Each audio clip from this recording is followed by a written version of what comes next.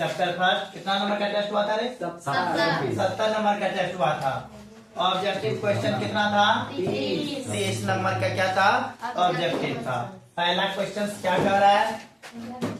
पहला क्वेश्चन है निम्नलिखित में कौन अभाज्य संख्या है? निम्नलिखित में कौन अभाज्य संख्या? अभाज्य संख्या समझते हो कि नहीं समझते हो?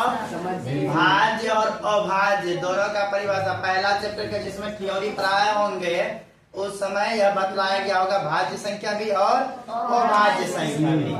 इसके बारे में कहा गया होगा कि ऐसी संख्याएं जिसमें एक और खुद के अलावे अन्य संख्या से भाग नहीं लगते हैं तो उसी को अभाज्य संख्या कहते हैं। और दूसरे रूप में भी इसका परिभाषा बताया गया होगा जिसका गुणनखंड केवल दो हो, एक और खुद, एक और खुद, इसके अलावा कोई दूसरा गुणनखंड नहीं हो, तब उसको कौन सी संख्या बोलते हैं? अभाज्य संख्या बोलते हैं। तो परिभाषा ध्यान में रखेगा तो बन जाएगा। 27 के बारे में बताना है। 27 में एक से भी भाग लगता है कि नहीं लगता है? अच्छा 3 से भाग, इससे भी लग रहा है, 9 से भी भाग लग रहा है और 27 से तो लगता ही है ना। तो इसके कितने गुणनखंड हो गए? 4 गुणनखंड हो गए। तो बताओ क्या ये अभाज्य संख्या हो सकता है? नहीं। भाज्य संख्या ही हो गया। कौन सी संख्या हो गया? भाज्य संख्या। तो पहला ऑप्शन क्या है?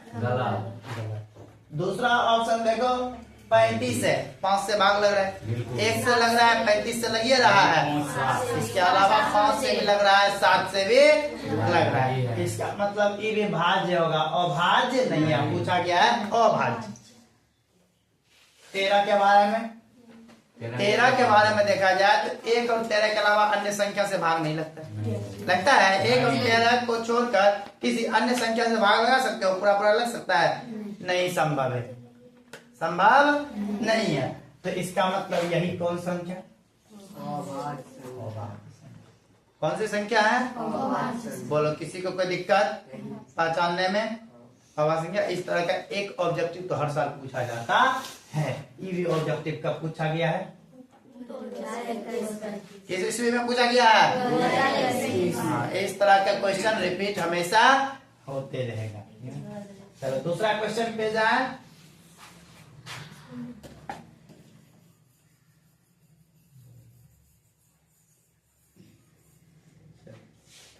दूसरा क्वेश्चन पढ़ते हैं। दूसरा क्वेश्चन कह रहा है कि यदि a और b अभाज्य संख्या है। a और b कौन सी संख्या है? अभाज्य संख्या का मतलब क्या है? a और b ऐसी संख्या है जिसमें एक और खुद से ही भाग लगता है, दूसरे से भाग नहीं। यानी a अभाज्य संख्या है। इसका मतलब हुआ कि a में जो है एक k हो सकता है इसका गुणनखंड, या a ही हो सकता है, इसके अलावा कोई दूसरा गुणनखंड नहीं हो सकता। बात क्लियर है? b भी अभाज्य संख्या है तो b के बारे में हम कह सकते हैं कि अगर b अभाज्य होगा तो इसमें एक k से भाग लगेगा या दूसरा b से ही लगेगा, इसका अलावा जो है किसी भी संख्या से भाग नहीं लगेगा। इसका पूछा गया क्या? लघुत्तम समापवर्तक LCM बताना है। तो अगर दो अभाज्य संख्या का एलसीएम पूछा जाए, कौन सी संख्या का एलसीएम पूछा जाए? अभाज्य संख्या का। तो सीधा सीधी दोनों को गुना कर देना है। क्या कर देना है? दोनों को गुना कर देना है। तो a और b को क्या कर देना है? गुना। a और b को गुना करेंगे अर्थात AB। आंसर क्या आएगा जल्दी बताओ? C answer. बोलो, किसी को कोई दिक्कत इसमें? नहीं ना। इस तरह का ऑब्जेक्टिव बना सकता है। अगर मौसम पूछ देता तब क्या बनाते? तब दोनों में देखते कौन सा ऐसा है जिससे दोनों में लग रहा है, तो दोनों में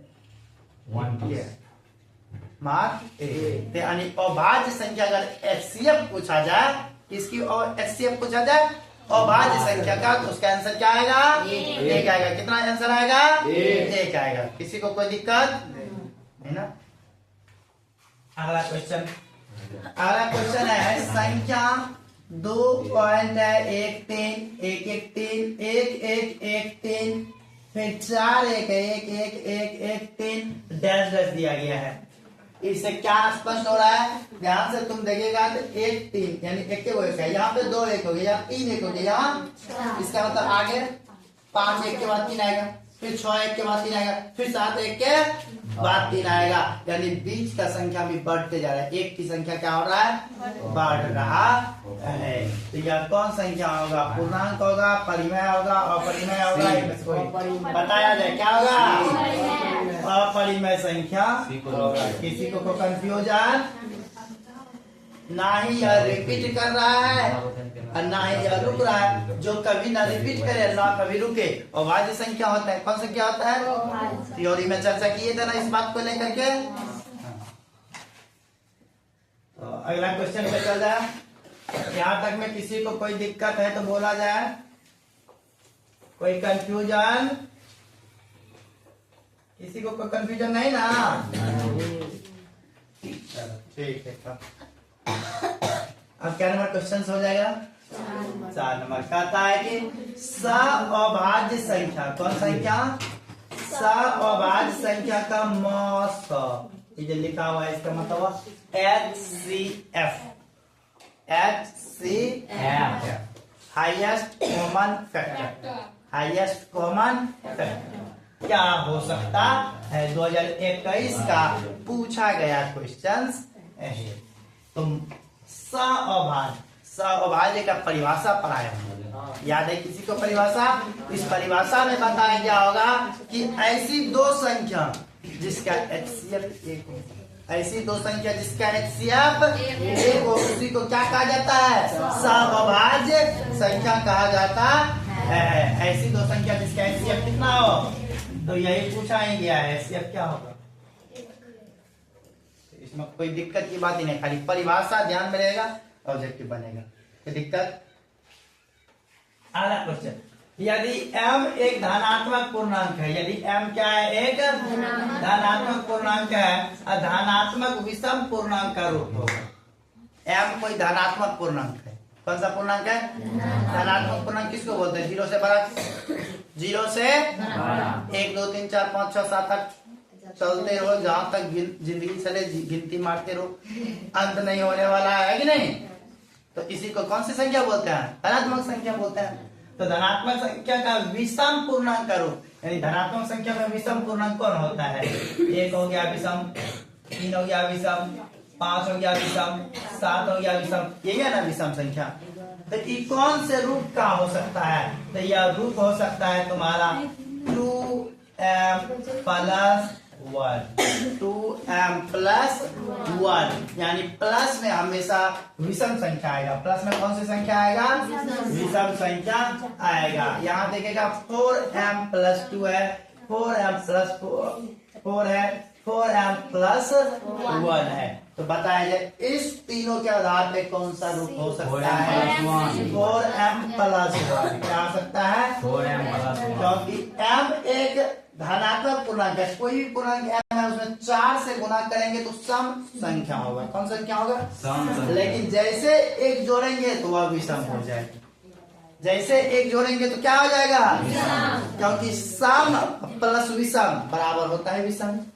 सम संख्या में एक जोड़ने से क्या प्राप्त होता है? विषम संख्या प्राप्त होता है। इसलिए 4m एक सम संख्या होगा। m एक पूर्णांक है, उसमें 4 से गुना, सम संख्या से किसी भी पूर्णांक में गुना करने पे एक सम संख्या प्राप्त होगा। उसमें जैसे एक जोड़ेंगे तो कौन सी संख्या प्राप्त हो जाएगा? विषम संख्या प्राप्त हो जाएगा। इस आधार पे आंसर कौन आ जाएगा? बोलो, किसी को कोई कंफ्यूजन इस क्वेश्चन में? नहीं ना?